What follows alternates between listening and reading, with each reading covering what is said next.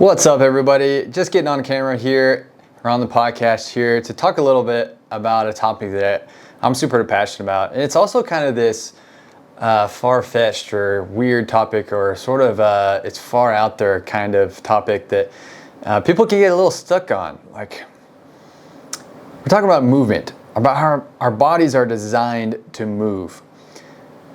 So this is a big topic that, I just want to dive into a little bit here today, just to give you a little bit of a snapshot how I'm thinking about this and how I'm approaching it today as a coach, as a strength coach. Our bodies are made to have regular movement. In our society today, we're encouraged to sit more and more and more. Most work or entertainment involves sitting. You have to get to the point where, people have to plan some type of movement or exercise into it each day. And I say movement on purpose because any type of movement is good for our body. I'm not talking about planned intentional exercise right here. Planned intentional exercise is something that is a relatively recent phenomenon where people have, there's gyms. People like me have a career of helping people plan exercise in order to reach a certain outcome, whether that be health related or performance related. But when I'm talking about movement, I'm talking about anything that gets your body going, gets your body moving in different planes of motion, different directions, lifting things, doing different tasks that get your body up, standing, squatting, getting up and down off the floor, picking things up off the floor, going from place to place, using your feet to walk rather than some other mode of transportation. So this type of movement is what our body's designed for. You see that people start having a lot more health problems whenever they get stuck in a sedentary lifestyle. And this is the biggest issue of public health. How do we deal with that? How do we deal with people who are getting stuck in this sedentary lifestyle and they're eating more than their body needs, and they're not doing enough in order to burn all the calories they're consuming? And so you run into these chronic lifestyle related disease. And when I say lifestyle related, it means that it's preventable. It means that if you change your lifestyle, your chances of getting that are going to be significantly less. These are things like obesity, diabetes, heart disease, stroke, all these types of things that your risk of having these is significantly higher based on the lifestyle that you choose to live. And so how do we approach this? How do we get our body moving more? And that's the biggest question of public health. How do you set up your environment to invite you to move more? How do you set up your own personal behaviors, your own lifestyle, in order to set yourself up for making it so easy or having no excuse to just go ahead and move and do something? Let me give you a few examples of what I'm trying to do as a guy, a father, a husband, a contributor in society who's trying to live this out in my own life. I'm busy. Even though I'm a coach, it doesn't necessarily mean that I'm exercising all day long like a professional athlete may be doing. A professional athlete may be spending 4 or 5 hours a day just training their body and their mind and their skill to succeed in their sport.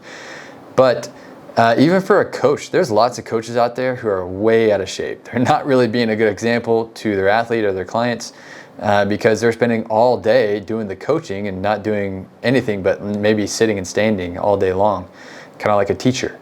But what I'm trying to do is I'm trying to get little microdoses of exercise. I'll try to keep equipment at my own home.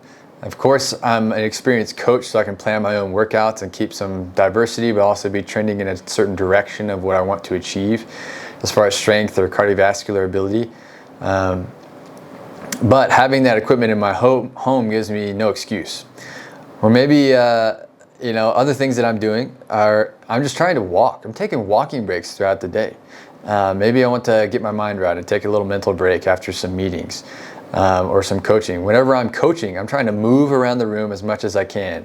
I intentionally want to demonstrate because it really helps any athlete that I'm working with really know what I'm aiming for. It also challenges me to have the athleticism to be able to do what I'm also having my athletes do. It helps me be more athletic and mobile and able and capable the longer I coach. So by demonstrating, it allows me to do and be an example for the people that I work with. But also I get out and play, whenever there's sports opportunities in my community, I try to participate in those. Or when my kids want to play, I get out and do something with them. I try not to just sit on my butt and give them a screen or something like that. I want to be a father who's engaging with his kids. Or I'll take a walk with my wife in the evenings in order to just kind of process and decompress through the day. And talk about the happenings, the highs and lows of the day. So these are little things that just get us moving. Little things that help us to do more. Even a small thing is just cooking meals at home. Not only does that benefit the fact that we're able to control what's going into our own food, but also it gets me standing. It gets me moving back and forth, to and fro across the kitchen, or getting different ingredients, or having to bend down and hinge my body or squat down to get something out of the fridge or whatever it is. But these things are just getting me having more movement, more steps throughout the day. And when I have a meeting with somebody, as much or as often as I can, I try to make that something that I can do while walking. I love having walking meetings. It's just whenever you're walking side by side, it's like you're sharing in that experience together rather than just sitting and having a conversation. And you find that those conversations are much more intentional, much more to the point, things like that.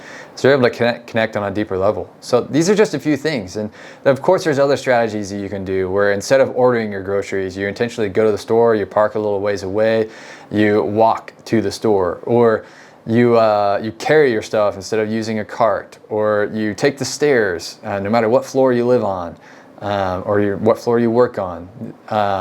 Or if you live in a community where you have the opportunity to take a bicycle and the weather is okay and you have the safety, the right place that you can do that, you have a cycle on hand, ride a bicycle to work or to a friend's house or something like that.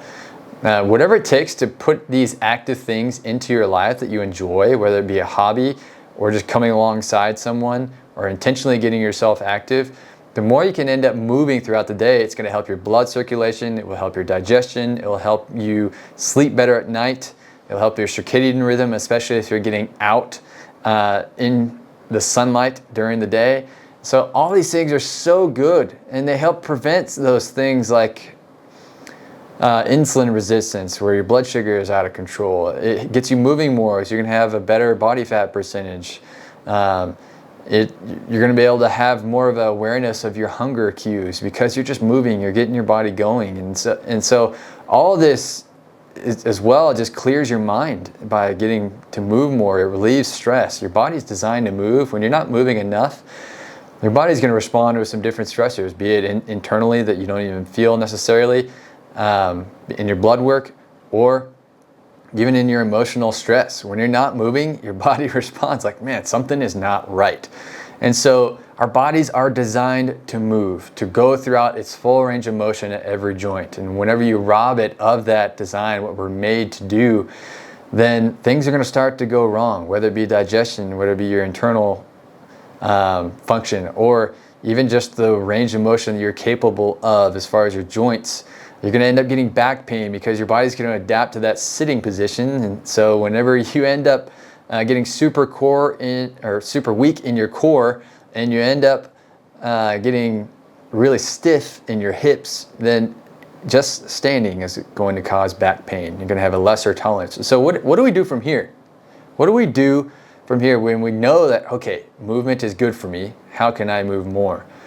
Start with small doses. Say yes. Whenever you think of it, say yes. Say no to whatever else you got going on. Say yes. I'm going to stand up. I'm going to walk across the room and walk back. Or I'm going to do a couple squats. Or I'm going to do some calisthenic workouts whenever I can. Or I'm going to walk to my gym that's the closest to me, and I'm going to show up. Whatever it takes, even for a small dose or a big dose, whether it's a 15-minute workout or a 30-minute workout or a 1-hour workout, or I'm just going to go on walks with my spouse or my friend or my significant other multiple days a week just to kind of talk, just come alongside each other. I'm going to get up and do something active with my kids. Like the other day, I was just playing with my daughter, just hitting a balloon around. That felt like a speed agility workout. And these little things, get your body moving, consider what works for you. What's going to help you say yes? What's the lowest barrier to entry? What's something you have the least excuses for that's going to get you moving, to help your body move through circulation, get that blood flowing to where it needs to go, get you moving through different ranges of motion, to help maintain strength and ability and functionality in your body, and to clear your mind, to enjoy life more, and not just getting stuck sitting in one spot, going numb in your mind, be it with work or some other media experience. Get moving, get with people, get out, and do what your body is designed to do.